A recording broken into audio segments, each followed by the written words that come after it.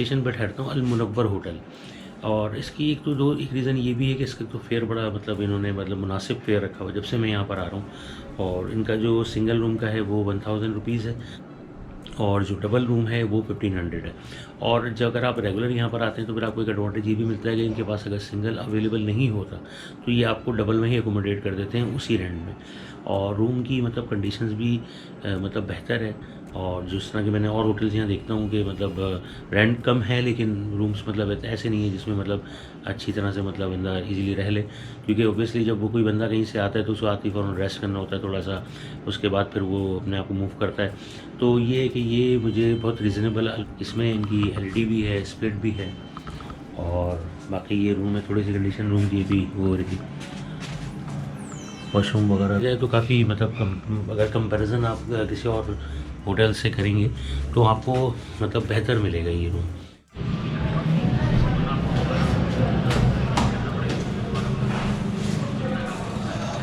जो मैंने आपको बताया था अल मुनव्वर होटल के बारे में, तो ये सबसे बड़ा एडवांटेज इसका ये है कि ये सबसे मतलब नियरेस्ट होटल है स्टेशन के। जब भी आप स्टेशन आते हैं, स्टेशन से आपको बिल्कुल नियर पड़ता है ये। एक तो एडवांटेज सबसे बड़ा इसका ये है। दूसरा ये कि सबसे रीज़नेबल प्राइस मुझे इसी होटल के लगे।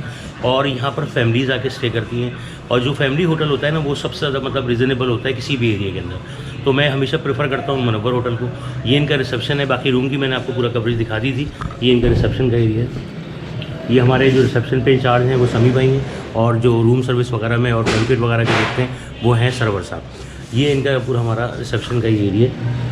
और मैं जब भी आता हूँ इसलिए इसको प्रेफर करता हूँ कि तो रेंट बहुत मुनासिब है। सिंगल रूम का 1000 है और डबल का 1500 है। और एडवांटेज ये है कि अगर आपके पास कभी रूम नहीं होता सिंगल अवेलेबल तो आपको डबल में ही एकोमोडेट कर देते हैं, और उसके बाद फिर वो एडजस्ट भी कर देते हैं।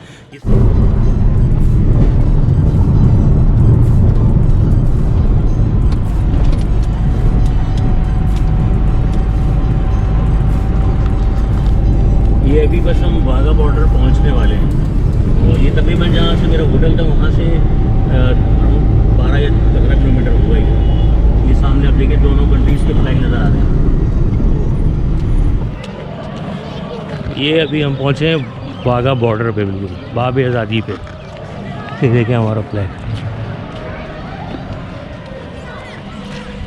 सामने, आपको इंडियन फ्लैग नज़र आ रहा है। यहाँ तक पहुँचने के लिए तकरीबन 4 चेक पोस्टों से आपको गुजरना पड़ता है तकरीबन। ये लास्ट चेक पोस्ट है।